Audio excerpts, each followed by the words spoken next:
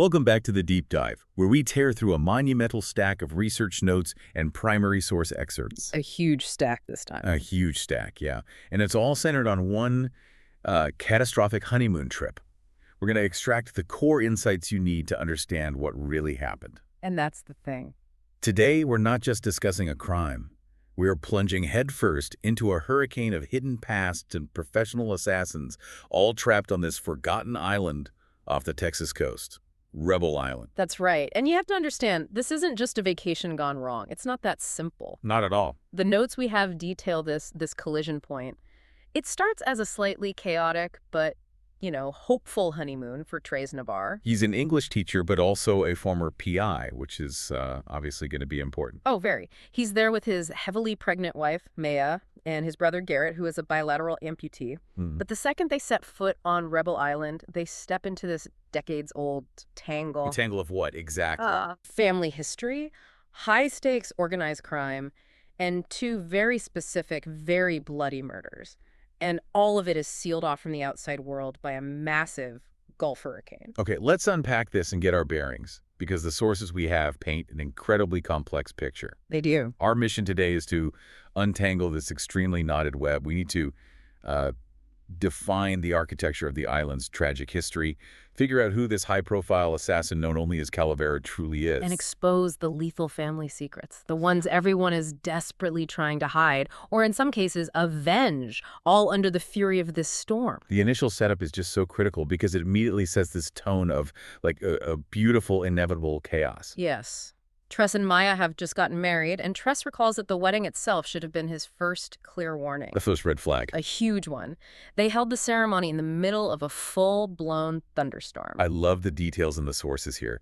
You get this image of the celebration tamales, a humming margarita machine, cheap shiner buck. All happening in this open courtyard of the Southwest Craft Center in San Antonio, right by the river. Yeah, you can almost hear the rain just hammering the crepe paper decorations and dissolving the watery salsa. It creates this perfect visual juxtaposition.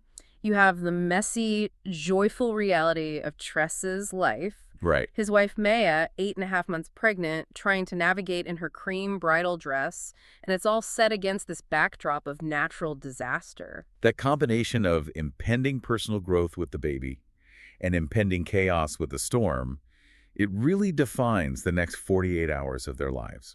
It's the perfect storm, literally and figuratively. And the physical catalyst for this whole disaster is Garrett, Tres's brother. Right, Garrett. He shows up looking like, as the notes say, glorious mayhem. Weaving carnations through the spokes of his wheelchair. Exactly, and he's the one who proposes the honeymoon getaway, specifically suggesting Rebel Island. A place Tres had explicitly sworn he would never, ever revisit because of some bad childhood memories. So Garrett, the instigator, pushes Tres directly back toward his past. It's immediately suspicious, But Tres, he's caught up in the post-wedding good mood and maybe a little bit of fatalism, and he just agrees. And that one agreement traps them. It seals their fate. Rebel Island. Yeah. I mean, the name itself just sounds like a place built on historical chaos, on a refusal to move on. We really have to understand the history to get the atmosphere here. Oh, absolutely. The island is described as a historical sticker burr. A sticker burr. I like that. It's a mile-long stretch of sandbar near the mouth of Aransas Bay. And its history is just rooted in deception and exile. If you go back to the early 1800s, the sources note that the infamous pirate Jean Lafitte used the island's treacherous sandbars to lure in Spanish ships. So centuries of rumors about buried treasure, a history of wealth built on deceit. Exactly. It immediately establishes this foundation of lawlessness and, secrets buried just beneath the sand. But the hotel itself has an even more specific history that provides the context for this whole tragedy. Right. The property was named after Colonel Duncan Bray, a Confederate officer who refused to acknowledge the outcome of the Civil War. Seriously? Yeah. After the Confederate victory at Palmito Ranch, which was the very final land battle of the war, Bray chose voluntary exile. He lived on the island, planting palmetto saplings, and he viewed it as the last patch of Confederate soil. He just refused to accept change or defeat. So the foundation of the hotel is literally built on this romanticized, stubborn idea of failed rebellion and exile. That atmosphere just has to feed directly into the chaos that's about to unfold. It does. And this house, Bray's isolated mansion, is now the Rebel Island Hotel, owned by Tress's old friend, Alex Huff. The architecture is important too, right? It's described as a French Second Empire structure. Yes. That style, with its distinctive mansard roof, was really popular in the late 19th century. It often represented, high-end status and ambition. A grand statement. A very grand statement. But the fact that this particular building is the oldest wooden structure in Aransas County means it's this decaying monument to grand, failed ambitions. Alex Huff, the owner, even warned Tress that he was buying Tress's childhood nightmares along with the property. The building itself is loaded with history and impending collapse. Literally. And when they arrive, before they can even check in, the atmosphere is already thickening, the air is turning into a wet stew of salt and electricity. And they're met not by a welcome committee, but by trouble personified, U.S. Marshal Jesse Longoria. Longoria is introduced with this careful ambiguity. He's described as jovially plump, crinkled with smile lines. Wait, he's wearing a formal, heavy navy blue suit with his badge prominently displayed. It just screams authority and danger. And Longoria wastes no time delivering the kind of greeting you never want on your honeymoon, especially if you're a former PI. What does he say? He looks at Tress and says, "If I were you, I'd get back on that boat now." Wow. That is an explicit threat, just thinly cloaked as a friendly warning. And Tress recognizes him immediately. The sources detail the marshal's horrific reputation. Longoria was rumored to have killed as many as 6 men in cold blood while in pursuit. But he was always cleared of wrongdoing. Always. The story was always that the fugitives tried to escape. And Tress specifically remembers a former client of his, a guy named Julio Gomez, who just vanished completely after Longoria claimed to have apprehended him. The body was never found. So if we look closely at this impunity, how was he always cleared? What do the notes imply about his methods? The implication is that Longoria was the definition of a law enforcement hunter who operates completely outside the checks and balances of the system. He was ruthless, totally focused on the result, and he had enough internal connections. Or just enough plausible deniability. Right. To use lethal force with impunity. Maybe even settling private scores under the guise of official business. He's the personification of the arbitrary violence that Tress usually tries to avoid. It sets the dynamic perfectly. This is a cold-blooded killer operating under the protection of a badge, and he is there, threatening Tres, moments before a storm seals off the entire island. And Garrett, seeing the whole exchange, just asks Tres if there's any place in Texas where you don't stumble across some cop you've pissed off. It's just so clear they are walking into a situation Tres tried so hard to leave behind. They certainly are. The forces Tres sought to outrun have been waiting for him on Rebel Island. Okay, the stage is set. Let's move to the point of no return. The first homicide. It doesn't take long for that threat to become a reality. Later that evening, the storm is escalating, turning the power on and off. Tres notes his clock flashing 12.01. Just after midnight. And the storm noises momentarily subside, and in that brief silence, they hear it. The shot. Not a board cracking, not the wind tearing shingles off the roof, a gunshot. And it came from Marshal Longoria's room, 112, which was conveniently located on the first floor and had its own private exit. So when Tress, Musa, and Garrett go to investigate, they find him. Longoria is dead, shot once at close range.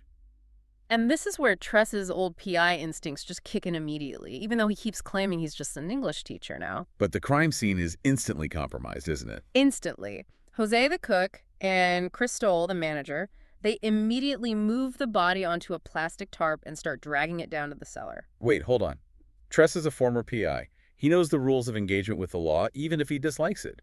Why would he ever allow them to just ruin a federal crime scene by moving the body? That's a critical question. I mean, that makes him look complicit, or at least incompetent, right?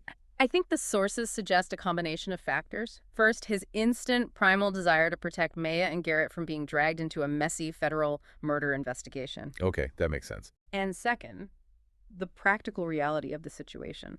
The hurricane means the Marshal Service isn't arriving for days, maybe. Tres knows instinctively that if a killer is tracked on the island with them, having a federal corpse sitting in the hallway just accelerates the danger and the chaos. He's trying to impose a fragile, temporary order on a situation that is just spiraling out of control. Okay, so even with the scene contaminated, he manages to observe the critical evidence. What are the key details he finds? He finds 3 things. First, no murder weapon is found. Second, Longoria's holster is empty.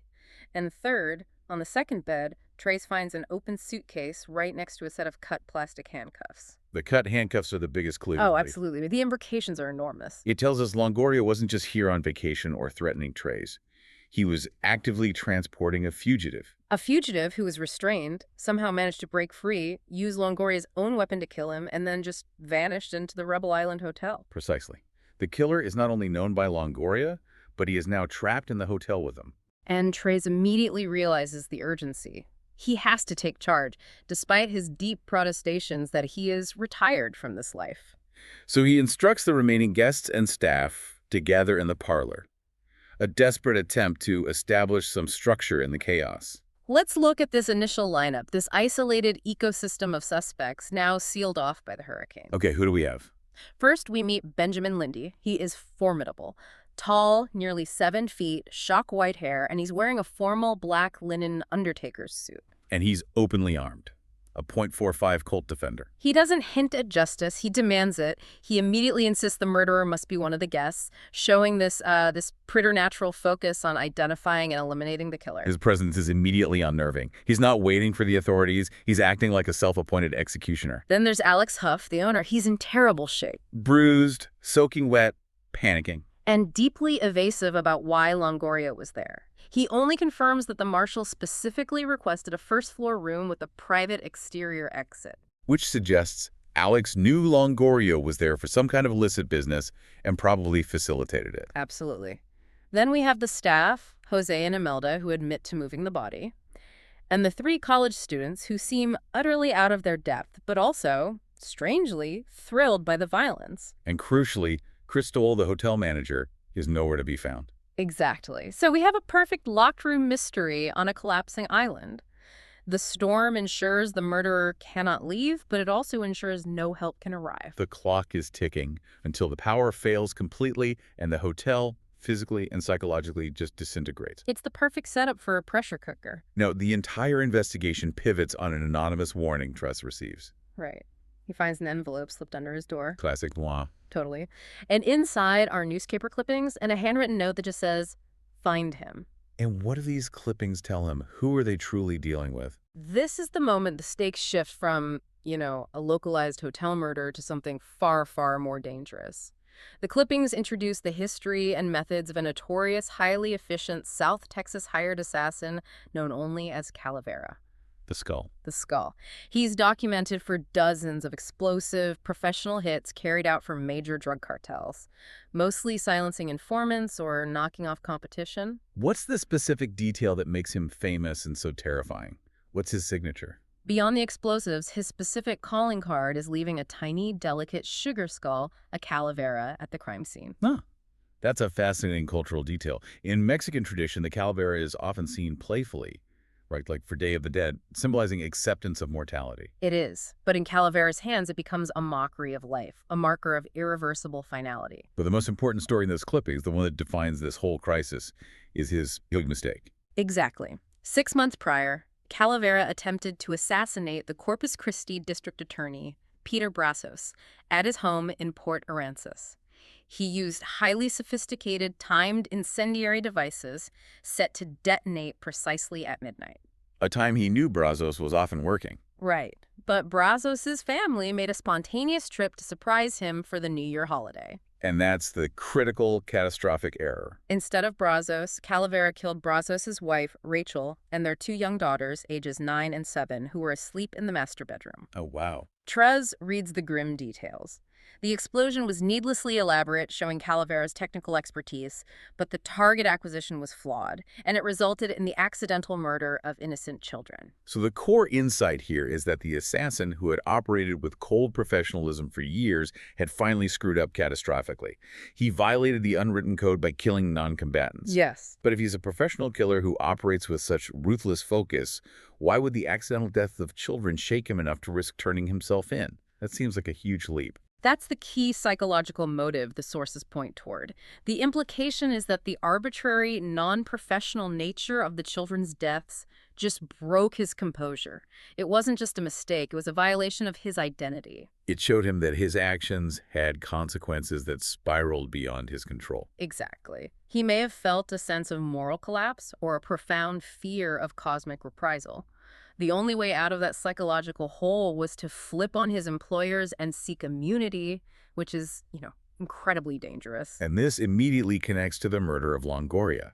Tres found a crumbling candy skull wrapped in plastic. Right, stuck in a hard-to-miss side pocket of Longoria's suitcase, along with Chris Stowell's business card. So the chain of custody is revealed. Longoria wasn't transporting a random fugitive, he was transporting Calavera. He was, likely in transit to meet Marshal Barry, Longoria's boss, to negotiate a surrender and immunity deal in exchange for testifying against his cartel employers. Calavera was shaken enough by the Brazos murders to risk turning himself in. But the deal went sideways. Longoria was killed because either he decided to renege on the deal, maybe seeing a massive score for himself in a ransom or bounty, or Calavera decided the risk was too high and he just needed to escape immediately. Either way, this cold-blooded, high-profile assassin is now trapped inside the Rebel Island Hotel, operating under a hidden identity. And Tres knows the man who accidentally killed children, but who routinely kills adults with explosive precision, is one of the 6 or 7 people stuck in the parlor downstairs with him. Now that we know Calavera is present, the investigation starts focusing relentlessly on the secrets everyone is holding. We should probably start with the low-hanging fruit, the college trio. Right. Because their petty corruption directly intersects with the high-stakes plot. Yes, the 3 college students, Chase, Marky, and the already seasick and claustrophobic Ty, are revealed to be much more than just kids on a drunken weekend getaway. They're small-time drug runners. They are. I find the inclusion of Ty's claustrophobia particularly telling. It feels like a mirror for the entire situation. They're all trapped and panicking, sealed off from the world. That's a great analytical point. His internal anxiety is just externalizing what everyone is feeling. So their mission was explicitly linked to the storm. They needed to retrieve 2 crates of drugs left by their Mexican associates before the Sunday ferry left. And Chris Stoll, the missing manager, he was the coordinator, the go-between. He was supposed to ensure they didn't leave too early and alert them when the drop was made. And Ty, driven to utter desperation by the storm and, the dead body in the cellar, he tries to escape. He does. He tries to take the hotel's charter fishing boat, which Tres immediately recognizes as a major threat. If the assassin is desperate, he could easily commandeer that boat and escape the island before the storm fully hits. So Tres, using this pragmatic ruthlessness, he scuttles the boat to prevent any escape. He contains the killer. This infuriates Alex, the owner, of course, but it keeps the suspects contained, and it leads to the financial reveal. The cash. Tres finds $20,000 in cash stashed in a duffel bag in the boathouse. Which was Chris Stoll's cut. Exactly. Confirming his entanglement with the drug operation, it establishes Chris's core motivation. He was making money hand over fist on the side and was furious that Alex planned to sell the hotel.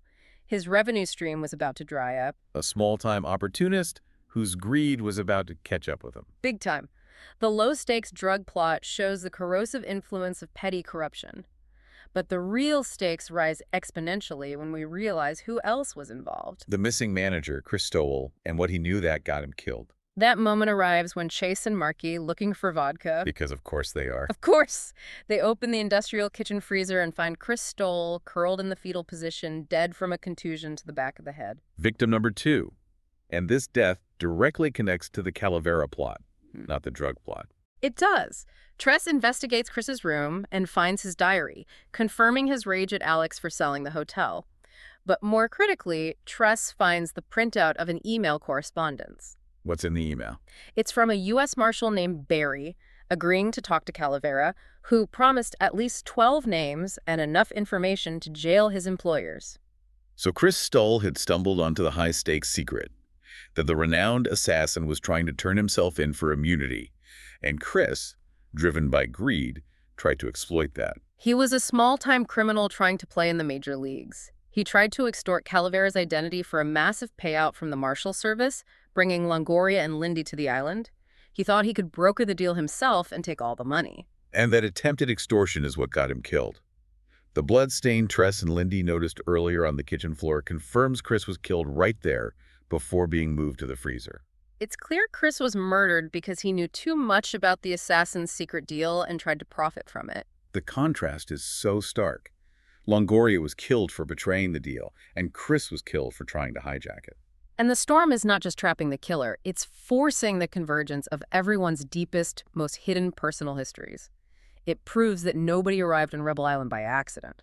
Okay, let's start with Benjamin Lindy, the man in the Undertaker suit who is openly carrying a .45.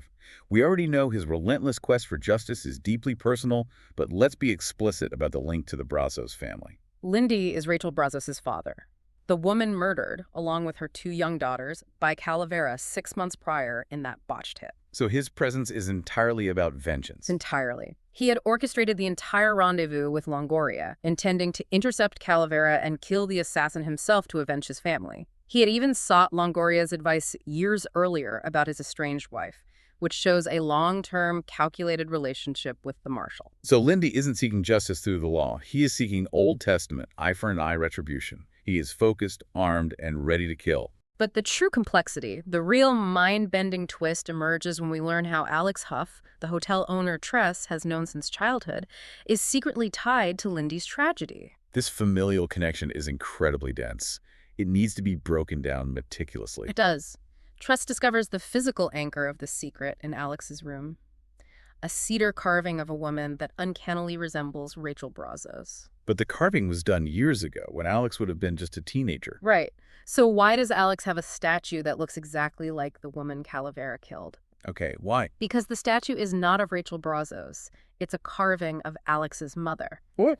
The sources reveal this terrible secret. Lindy's troubled wife, after giving birth to their daughter, Rachel, ran away from him years and years ago. She fled the pressures of high society life and came to Rebel Island, where the hotel's former owner, Mr. Eli, took her in and gave her sanctuary.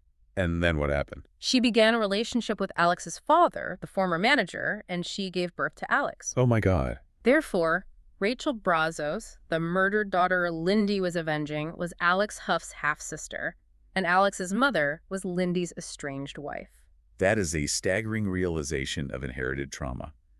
Lindy, obsessively hunting the assassin who killed his daughter, unknowingly came to an island owned by his estranged wife's son, his daughter's half-brother. It's the ultimate statement on the corrosive effect of secrets and the theme that South Texas is just too small a place, everyone is connected somehow. The irony is just profoundly tragic. And this tangled history had lethal consequences before Lindy even pulled the trigger.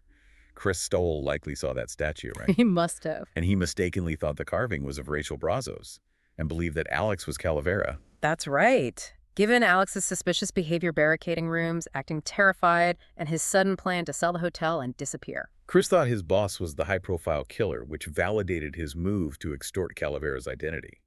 It explains so much of the initial confusion. But the biggest revelation of Alex's involvement comes in his old childhood room, room 102. The room Tres used as a child, which is now barricaded and disguised to look like the ceiling collapsed, right? Exactly. Tres breaks through and finds it converted into a meticulous bomb-making workshop. It's a professional facility, detailed with timing fuses, firing caps, an actual detonator rigged using an unhooked electric clock. And Tres finds Alex's army transcripts confirming he had extensive demolition training, though he was transferred out of that specialty after a psychological breakdown. So Alex, the troubled owner, had the means and the expertise to handle explosives. Why did he hide this workshop? What was he doing? Alex, trying to live up to the trust of the benevolent former owner, Mr. Eli, was trying to maintain the hotel as a safe haven, but he was also secretly planning to destroy it to escape the burden of his past. He realized that the assassin, Calavera, was using his old room. The room Alex had as a child. Room 102. Calavera was using it as his operational base. So Alex barricaded it to hide the physical evidence of Calavera's presence and, more urgently, to contain the bomb materials. He was hoping to deal with it himself, or maybe even hoping the hurricane would just solve his problems by destroying the evidence entirely. This workshop provides the actual means for Calavera's famous explosive hits, confirming that Calavera's operations were active right there inside the hotel, hidden by the very man who grew up in that room. And that leads to the terrifying final realization of the immediate danger. Tres realizes the bomb materials were Calavera's supplies. And the frayed electrical cord Trace finds in Lane Sanford's closet, which connects to a secret passage leading to the college guy's room. It's a timing mechanism wire. It indicates a bomb was actively being planted in the main occupied part of the hotel. That is the chilling climax. Calavera isn't interested in just killing one person anymore. He's aiming for a mass execution to ensure nobody alerts the authorities about his surrender attempt or his identity. The hotel is about to disintegrate, and Tres has only moments to find the true assassin and warn everyone else. So Tres, now forced to operate entirely on instinct and deduction, puts together the final pieces. He realizes the cook, Jose, has been too calm. Too helpful, too present. And the final confrontation happens after Tres finds Alex Huff's clothing in Jose's possession. The quiet cook Jose is Calavera. It's a brilliant structural surprise, expertly hidden behind that calm, subservient demeanor. What is the real, deeper motivation for Jose being this ruthless, hired killer? Jose and his wife, Imelda, they have a tragic, complex backstory rooted in the same kind of arbitrary violence that Calavera typically deals out. They fled Nuevo Laredo after their own children were killed in a brutal reprisal attack. Why? Because someone mistakenly thought Jose had talked to the police. Alex Huff had given them a home and a new identity on Rebel Island, which they were desperately trying to protect. So Jose became a killer, Calavera, as a means of survival. And the money he earned helped him maintain the safe haven that Alex provided for them. Exactly. Jose admits he killed Longoria because the Marshal, being Longoria, never intended to honor the surrender deal. He was too ruthless to let a high-profile killer like Calavera skate free. And Jose killed Chris Stoll because Chris tried to exploit his identity for money, threatening the fragile peace Jose and Imelda had found. Jose confesses that after the accidental murder of the Brazos girls, he felt his soul was lost. He realized he had become the very source of the arbitrary violence that had destroyed his own family. Even after Tres confronts him and exposes his identity, Jose aims the gun, planning to kill Tres to ensure his escape into the storm. But this is the point where the personal stakes just completely transcend the crime plot. Maia, heavily pregnant, walks into the boathouse. She intervenes. And Maia's intervention is one of the most powerful moments in the sources. She doesn't fight or yell. No, she appeals directly to Jose's past humanity. She reminds him of Imelda's pregnancy and the shared profound trauma of lost children. She just calmly holds his gaze and says that killing them would simply restart the cycle of grief and death he'd spent a lifetime running from. The juxtaposition is immense. The immediate living hope of the baby Maia carries versus the crushing finality of the children Jose lost. Jose is shattered by the memory of his own dead children. He breaks down and surrenders the weapon. He admits he can't accept help, his life is meaningless, and he knows he is back where he started with nothing but pain. The moment Jose gives up is when the external threat peaks. The island begins to self-destruct. The hotel just disintegrates due to the controlled explosion set by Alex. He likely detonated the hidden bombs, either to destroy the evidence of Calavera's presence or as a final dramatic gesture against the evil the hotel harbored. But the tragedy isn't over. Then comes the final tragic act of misdirected vengeance. Benjamin Lindy. Still convinced Alex is Calavera, he's only heard snippets of Tres's investigation and seen Alex's highly suspicious behavior. He tracks Alex to the lighthouse. And he fatally shoots him. The man who dedicated his life to seeking vengeance for his daughter's death ends up killing the wrong person. The son of his estranged wife and the half-brother of the daughter he was trying to avenge. Lindy is arrested, emotionally broken, realizing the horrific mistake he made. The layers of inherited trauma, secrets, and misdirected certainty are just staggering. Lindy's conviction that he knew exactly who the monster was blinded him to the truth and caused him to destroy the one person who shared his familial tragedy. And in the chaotic aftermath, we find out Alex's final, bizarre gesture. He left the ruined Rebel Island to Garrett in his will, making Tres the executor. And Garrett, the only one who seemed to truly understand Alex's commitment to the strange, wounded soul Mr. Eli had tried to shelter, he chooses to stay on the scoured, ruined island. Tres and Maia leave on the Coast Guard boat, physically safe, but just indelibly changed by the violence they tried so hard to avoid. If we connect this to the bigger picture, the brilliance of this deep dive is how seamlessly the external conflict, the hurricane, the assassins, merged with the internal conflict of these decades-old family secrets. The storm didn't just trap a localized crime. It forced everyone to confront their deepest, most destructive histories. That's the definitive thematic takeaway, isn't it? The idea of inherited trauma.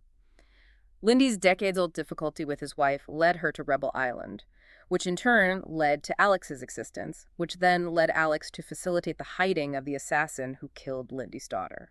Alex was so deeply connected to the tragedy, but he wasn't the monster. He was just another wounded soul collected by Mr. Eli. And Mr. Eli's grand vision of the hotel as a safe haven ultimately failed because of hidden greed from Chris, arbitrary violence from Longoria and Jose, and misplaced certainty from Lindy. The sources suggest Mr. Eli sought to collect and heal wounded souls.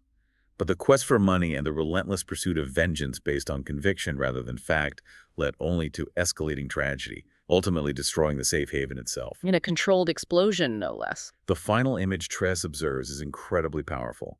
As the Coast Guard boat pulls away, Rebel Island recedes into the distant scoured bare without its iconic hotel or lighthouse, looking exactly as it did hundreds of years ago when Bray declared it his exile. It signifies the utter impossibility of burying the past.